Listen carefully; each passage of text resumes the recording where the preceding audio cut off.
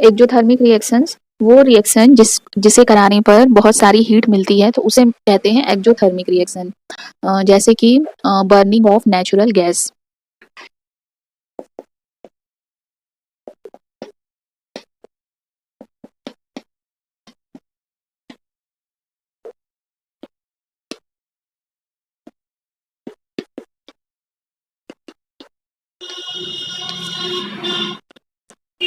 Methane को oxygen में जलाते हैं, मीथेन गैस होती है, इसका यूज एज अ फ्यूल होता है।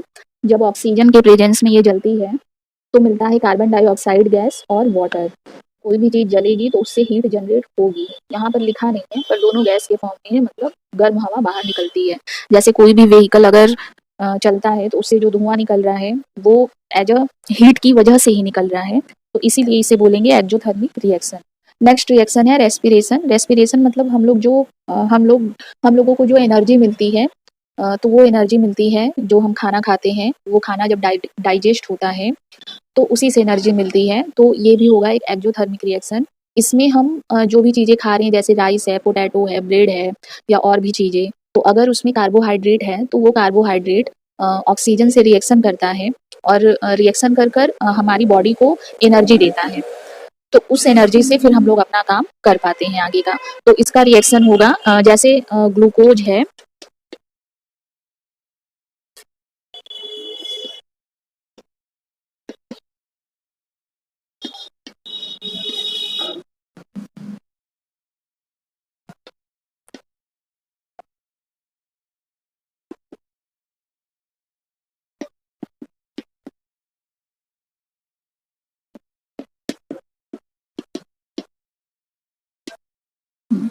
ये ग्लूकोज है। ग्लूकोज मतलब कार्बोहाइड्रेट, ऐसी चीजें जो हमने खाई जिसमें कार्बोहाइड्रेट है, तो वो ऑक्सीजन से रिएक्शन करेगा। जैसे बॉडी के बाहर किसी भी चीज को जलाने के लिए ऑक्सीजन की जरूरत होती है, उसी तरह हमारी बॉडी के अंदर भी खाने को डाइजेस्ट करने के लिए ऑक्सीजन की जरूरत होती है।